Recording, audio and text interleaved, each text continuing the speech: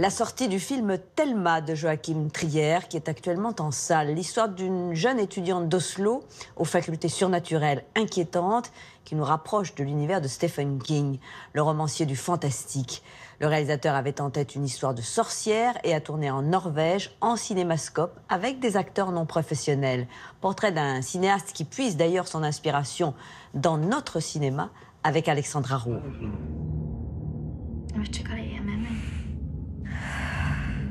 Skal jeg hjelpe deg?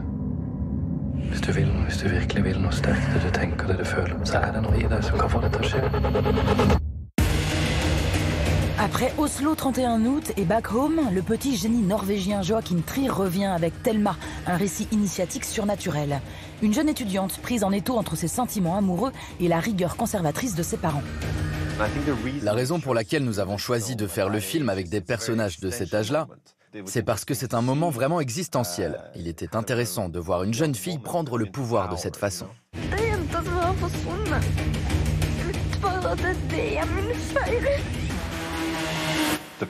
Le processus qui fait passer de l'enfance, où tout semble possible, à l'âge adulte, où il faut se définir, remet en question l'identité, la mémoire ou les origines.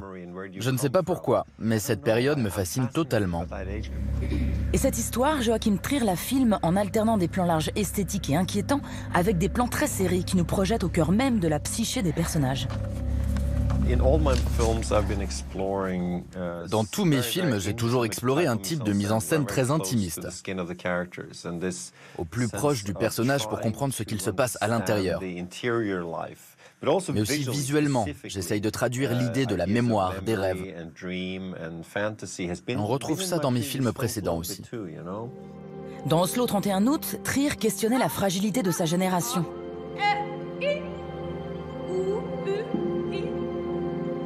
Dans Back Home, avec Isabelle Huppert, il évoquait le deuil et l'émancipation. I missed you so, you know. Yeah. Oh, I'm so happy to be back. Dans Thelma, il s'attarde sur la toxicité de la filiation. Ça me paraît très difficile de ne pas être affecté par ce qu'il se passe dans le monde actuellement. Et je pense que Thelma est l'histoire d'une famille. Mais une famille représente toujours plus ou moins la société. Et le film parle vraiment des dangers de la perte de confiance.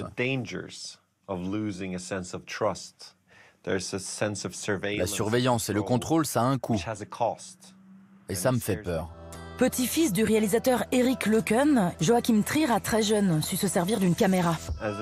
Quand j'étais petit, je me rappelle que je voulais déjà montrer des choses. Je trouvais les animaux très intéressants. Mes amis qui faisaient des sauts dans les cages d'escalier avec leur skateboard me semblaient passionnants et extravagants. Je voulais montrer quelque chose de spécial. Et je pense que c'est toujours le cas aujourd'hui. Là, c'est une fille qui flotte dans les airs, il y a des serpents, des personnes qui prennent feu. L'extravagance du cinéma, c'est ça que je veux vous montrer. S'il a été bercé par des réalisateurs scandinaves comme Lars von Trier ou Bergman, Joachim Trier, le cinéphile, revendique moult références. Des gens comme Andrei Tarkovsky, son sens du toucher, son regard philosophique sur les choses, le monde et les gens, les considérant comme des phénomènes, c'est vraiment très beau. J'admire aussi l'ambition de Stanley Kubrick, d'avoir réalisé des films de genre si différents. Mais je pense aussi que le cinéma français, la liberté de la nouvelle vague, avec par exemple Alain Resnais, a été une façon de regarder le temps et l'espace d'une façon expérimentale. Ou encore Godard et sa façon de regarder les acteurs comme des vraies personnes, où on ne sait plus vraiment où est la frontière. Et je pense que la nouvelle génération de réalisateurs assume totalement ce qu'ils sont. Si vous regardez le travail d'Arnaud Desplechin ou Mia Hansen-Løve, il y a plein de réalisateurs qui ont leur propre style et je trouve ça génial qu'ils assument leur tempérament et leur histoire personnelle. J'adore ça. Et pour finir, on n'a pas pu résister. Lui a-t-on déjà dit qu'il ressemblait à l'acteur américain Neil Patrick Harris? Vraiment? Vous trouvez?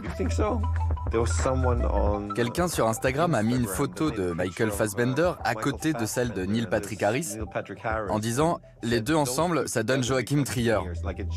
C'était une blague. Mais il est toujours difficile de se juger soi-même.